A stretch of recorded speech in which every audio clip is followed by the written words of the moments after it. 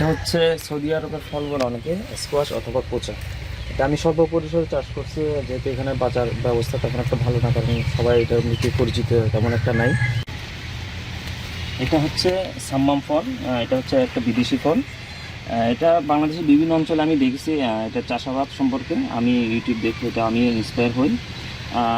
যেহেতু আমাদের পার্বত্য অঞ্চল, আমি পূর্বে এটা কেউ দেখি নাই বা করছে কিনা, আমি সম্ভব এখানে ট্রায়াল হিসেবে অল্প পরিসরে কিছু করছি, বাজার ব্যবস্থাটা দেখার জন্য, বাজারের এটা চাহিদা কেমন, মানুষের পরিচিতির জন্য।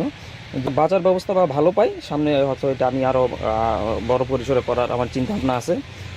আর এখানে মিশ্র অনেক কিছু আছে, যেহেতু আমি ট্রায়াল হিসেবে করছি, আর আমিও এই সেক্টরে নতুন, যেহেতু চাষাবাদ সম্পর্কে একটা পূর্ব অভিজ্ঞতা দরকার আছে।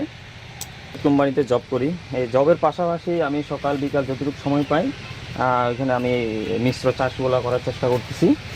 আর প্রাকৃতিক উপায়ে যে কীভাবে চাষ করা যায়, যেমন জৈব সারের মাধ্যমে, যেমন কীটনাশক যত কম কম ব্যবহার করা যায়।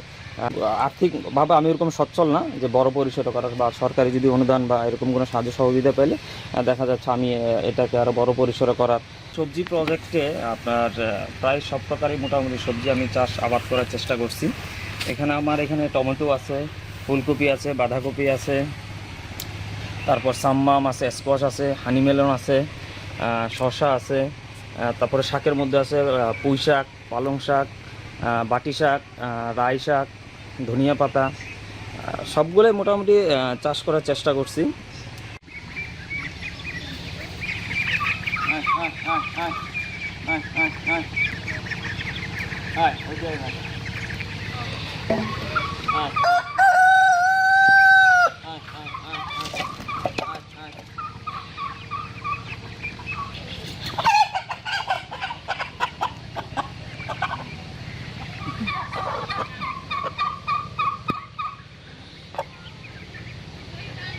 টাইগার মুরগি।